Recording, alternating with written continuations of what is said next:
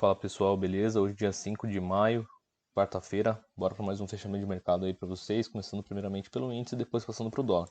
Bom pessoal, o índice hoje abriu aqui num gap de aproximadamente 520 pontos, né?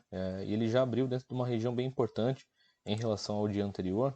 Se a gente pegar aqui essa queda do dia de ontem e utilizar o gap como referência, ele abriu entre 50 e 61,8%, tá? Dessa queda do dia de ontem, sem falar que ele também estava trabalhando dentro dessa região de troca de polaridade, beleza? Essa região de troca de polaridade, na verdade, aconteceu ontem, né? Essa região aqui de suporte, depois que foi rompida, virou resistência, e essa resistência acabou sendo mantida aqui no dia de hoje, né? A gente percebe que o mercado, nesses dois primeiros candles, já deixou sombra na parte superior, isso indica pressão vendedora, e como as médias móveis estavam afastadas e tinham o gap como referência, e que o mercado fez, o mercado acabou fazendo uma correção até as médias. Entretanto, a gente percebe um alinhamento das médias móveis, né? A média menor de 9 já estava para cima, a 20 a 50 embaixo. Então a gente já percebe aqui um alinhamento, um afastamento e força das médias. Se a gente pegar esse gap também, essa retração aqui como referência, ó, esse topo com esse fundo, a gente percebe que o mercado fez essa correção aqui bem próximo dos 50% do gap. Normalmente essas correções acontecem em 50 ou 61% dos gaps. Então o mercado veio para a região de 50, encontrou as médias móveis como suporte e aqui ele começou a trabalhar de uma forma ascendente, né? É importante notar que essa queda, depois que fez a ancoragem na média, entrou pressão compradora e depois o mercado sentiu de novo essa mesma região, tá? Entretanto, o que que acontece, galera? Aqui já entra uma questão de contexto de mercado e a gente começar a observar o comportamento do preço. Se vocês notarem, tá, vocês percebem que as médias estão ascendentes e o mercado, por mais que o mercado ainda esteja confuso, o que que ele está fazendo? Ele está fazendo cada vez mais fundos maiores, tá? Então o que que você pode fazer? Você pode trabalhar dentro de um caixote e a partir do momento que houver o rompimento desse caixote, você pode trabalhar a favor das médias móveis, que já estavam alinhadas. Então, médias móveis alinhadas, né? Fundos ascendentes, candles de força para alta e candles de baixa menos relevantes, porque aqui nesse caso a gente só percebe esses candles de queda nessa correção, e depois os candles de ignição, né, são mais frequentes do que os candles de queda. Então isso indica o que? Força comprador. A partir do momento que o mercado rompe essa estrutura, tá, você pode comprar e obviamente projetar essa amplitude para cima, né, que basicamente são os alvos da caixinha. A gente percebe que essa LTB ela vem aqui desde o dia 3, né? Ontem também acabou encostando no topo do dia e hoje, antes de ser rompida essa LTB, a gente consegue notar que o mercado fez uma estrutura de um pré-pivô, né? Porque o que ele fez? Ele estava vindo de baixo para cima, bateu na LTB, fez esse movimento, ancorou na média de 20 e depois acabou impulsionado para cima, tá? Então ele fez um rompimento pré-pivô, depois que foi ativado, aí sim daria uma possibilidade de entrada a partir desse candle, tá? Ou até mesmo a partir desse, ou desse candle também, que foi um belo candle de impulsão. E os alvos desse movimento, na verdade, você poderia trabalhar de diversas formas, né? Eu, pelo menos, vejo de três formas distintas. O que você poderia fazer? Você poderia trabalhar com a amplitude da caixinha projetada, né? Então, pega aqui essa amplitude, copia e cola. Aqui seria o primeiro alvo. Aqui seria o segundo alvo, tá? Isso falando da caixinha projetada, beleza? Que basicamente é o espelhamento de Fibo, né? Espelhamento principalmente por quê? Porque o mercado fez esse movimento em V, né? Ele caiu reto, rompeu o topo anterior, então ele ativou essa recuperação em V. Quando acontece isso, você trabalha com espelhamento. Então você pega essa mínima, esse topo e aí vai trabalhando. Passou do primeiro alvo, projeta para o segundo. Passou do segundo, projeta para o terceiro, tá? Então basicamente seria essa ideia. A segunda ideia que você poderia trabalhar é utilizar a projeção de Fibo, utilizando o gap como referência. Tá? Então o mercado fez isso, fez uma correção, deixou essa região de topo. A partir do rompimento desse topo, você trabalha com esse fundo, com esse topo, projetando os alvos para cima. Então pegaria a FIBO aqui embaixo da mínima, pegaria aqui esse topo, a partir do rompimento vai jogando. Ó, o primeiro alvo está aqui, segundo alvo está lá, tá? Beleza? Então seria 100% dessa amplitude projetada para cima. O mercado veio nessa região aqui em cima. E a outra visão que vocês poderiam trabalhar também em relação à amplitude, né, do dia de hoje a favor da tendência, né, seria principalmente utilizar o espelhamento mais macro em relação a esse movimento em V. Beleza? Então aqui nesse caso a gente já estaria trabalhando com um cenário um pouquinho mais macro. A gente percebe que depois que o mercado rompeu essa estrutura, ele fez o pullback e depois deu continuidade no movimento. Então você pegaria essa amplitude e projetaria para cima. Então quem trabalhou nesse patamar aqui, pegou esse fundo, esse topo e foi projetando. O primeiro alvo deu aqui, segundo alvo foi basicamente lá no fechamento do dia, beleza? Certo? Então o que o mercado fez, pessoal? O mercado hoje trabalhou numa tendência, né? A gente percebe que os indicadores aqui, as médias móveis, né? A minha coloração, acabou acionando a continuidade no movimento o dia todo. Entretanto, o mercado ficou bem feio, bem congestionado nessa parte aqui da tarde, né? A gente percebe que ele ficou, de certa forma, lateral. Aqui ensaiou, na verdade, um power breakout, né? Ele veio de um movimento lateral, depois de um movimento de alta, ancorou na média de 20 e saiu, tá? Só que como ele já tinha cravado alvos de FIBO e também estava na região de resistência, aqui ó, do dia 3, tá? O mercado acabou não desenvolvendo. Se a gente pega aqui essa amplitude, a gente joga, a gente percebe que o mercado estava bem travado. Inclusive aqui pelo volume profile, tá? Em comparação com o resto do dia, a gente nota que essa região foi a maior região de negociação do dia. Isso mostra que teve realmente muita negociação, muita briga, e o mercado normalmente acaba ficando lateralizado quando tem esse pico de volume aqui, tá?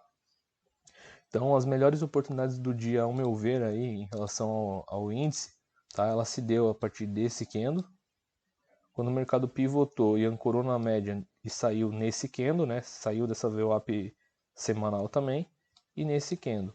Aqui nessa estrutura, a gente percebe que foi um movimento de um pullback lateral, que pela estrutura do 2 minutos, por exemplo, a gente conseguiria ver claramente aqui um power breakout. Então o mercado ele veio de um movimento ascendente, lateralizou, a hora que ancorou na média, saiu com ignição, tá?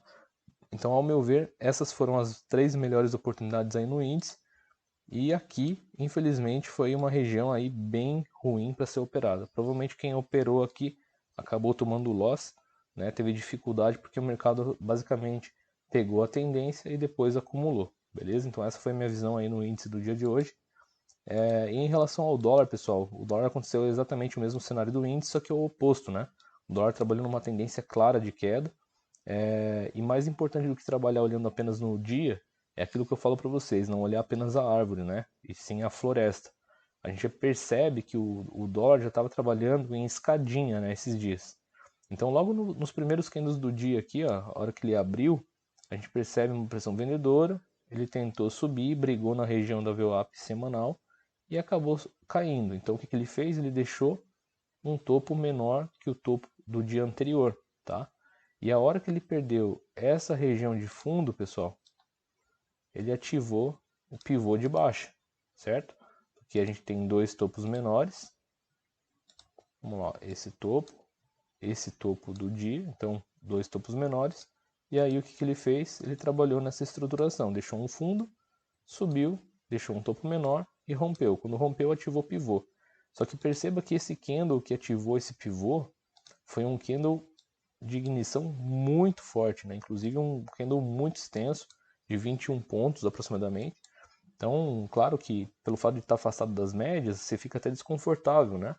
Porque além de o candle ser grande, o stop fica gigantesco e daí você fica se perguntando, mas e se for uma exaustão de movimento? A grande questão é que se você desse um zoom aqui, você perceberia que o dólar estava dando continuidade na queda. E a partir do momento que ele rompeu com esse candle, o que ele fez? Ele ativou esse movimento aqui, ó. Tá? Então a gente desconsidera o cenário micro e passa a olhar de uma forma um pouco mais macro. Ou seja, aqui a gente tem 2 possibilidades para trabalhar. Ou trabalhar no cenário de uma projeção, ou trabalhar no cenário de um espelhamento, né? Por que espelhamento? Porque ele subiu reto e caiu reto. Então poderia ser uma projeção em A ou um pivô de baixo, né? Então nesse caso, esse candle aqui seria o gatilho de continuidade desse pivô maior, tá? Quem opera aí principalmente pelos 2 minutos, ou 1 minuto, enfim, deve ter conseguido filtrar uma entrada antecipada dos 5 e ter surfado aqui esse bom movimento que ele fez, tá? O que acontece? Quando o dólar ativou essa continuidade de movimento, nitidamente a gente tem aqui esse espelhamento, então você poderia pegar esse topo com esse fundo e simplesmente projetar esse espaço para baixo. A gente percebe que o dólar veio nessa região, tá? Acabou consolidando um pouquinho aqui, teve uma região de briga, a gente percebe aqui pelo volume também, né, que foi uma região bem negociada. Fez o retorno às médias móveis e entrou força vendedora de novo. Tá? A partir do momento que entrou força vendedora, caracterizou uma nova possibilidade de entrada, tá? Ou um aumento de posição. O mercado caiu, brigou de novo, subiu, deixou um topo menor que o topo anterior e veio com força para baixo, tá? Então hoje eu fiz um trade de venda exatamente nesse candle aqui do dólar, tá? Nessa barra de ignição saindo das médias móveis, dando continuidade do movimento. E quem trabalhou com esse cenário, tá? Pegando a continuidade desse movimento de queda, era só pegar esse outro nível de FIBO e jogar nesse fundo aqui. Então olha lá, a gente percebe que o mercado estava trabalhando nesse fundo. A partir desse rompimento, o que a gente tinha? A gente tinha esse outro alvo para puxar para baixo, tá? Olha lá, seria um alvo aproximadamente aqui. E vocês percebam que o mercado veio exatamente na mínima, ele até fechou um pouco abaixo, mas a projeção de baixa, aqui a projeção da queda, foi perfeitamente respeitada. Então o que o mercado veio fazendo? Ele veio fazendo aqui, ó, no dia de hoje, topos cada vez menores, certo? Ó, topos cada vez menores, e ele também veio renovando os fundos, certo? Isso aqui é o que? Tendência de baixa. Sem falar na direção e afastamento das médias móveis, né? Todas as médias alinhadas, direcionais e afastadas uma das outras. Então, nesse caso, o que você tem que buscar? Você tem que buscar operações de venda, pessoal. Não adianta querer ficar comprando, tá? Então, o mercado aqui, principalmente pelo tempo gráfico de 2, deu entrada aqui, tá? Nos 5 minutos deu entrada aqui, deu entrada aqui. Olha que barra ignorada linda aqui, ó. Aumento de posição nessa barra. Olha a outra barra ignorada aqui, ó. Tá? Depois que ele recuou, a gente percebe que houve aqui esse recuo, houve uma troca de polaridade nessa região de fundo, ó. Então essa região que era suporte acabou virando resistência. Depois que o mercado saiu de novo, ó, perceba aqui, ó, esse topo maior que esse topo aqui. Quando o mercado saiu das médias, o que aconteceu? Caracterizou continuidade de movimento. Então venda de novo, tá? Então, em dias de tendência, galera, não tem por que a gente pensar principalmente em ficar caçando operação contra, né? Basta a gente ter paciência de esperar o gatilho principal para a gente conseguir surfar aí um bom movimento a favor da tendência, com risco retorno sempre positivo. Outra visão em relação ao dólar, mas que ainda não foi cravado, como eu falei para vocês, é essa visão um pouquinho mais macro, né? Desse pivôzão aqui. Então, se a gente pegar esse topo com esse fundo aqui, e a gente vem trabalhando os alvos para baixo, a gente percebe que no dia de hoje o dólar já bateu nesse primeiro alvo, tá? E o segundo alvo desse pivô estaria aqui, tá? Estaria nessa região aqui do 5.352. Então a gente percebe que o dólar faltou pouco aí para pegar, faltou uns 13 pontos, tá? E esse alvo basicamente seria o 100% dessa amplitude projetada para baixo, beleza? Então, como eu digo, sempre ficar atento com o cenário macro dos últimos dias, o cenário micro do intraday e o cenário intermediário, né? Em relação ao dia anterior, principalmente, onde o mercado normalmente vai te dar aí possíveis cenários de espelhamento para vocês trabalharem também, tá? Então não fiquem presos somente ao intraday. Beleza? Espero que vocês tenham gostado. Essa foi a visão aí do dia de hoje. Vamos para cima e a game porra!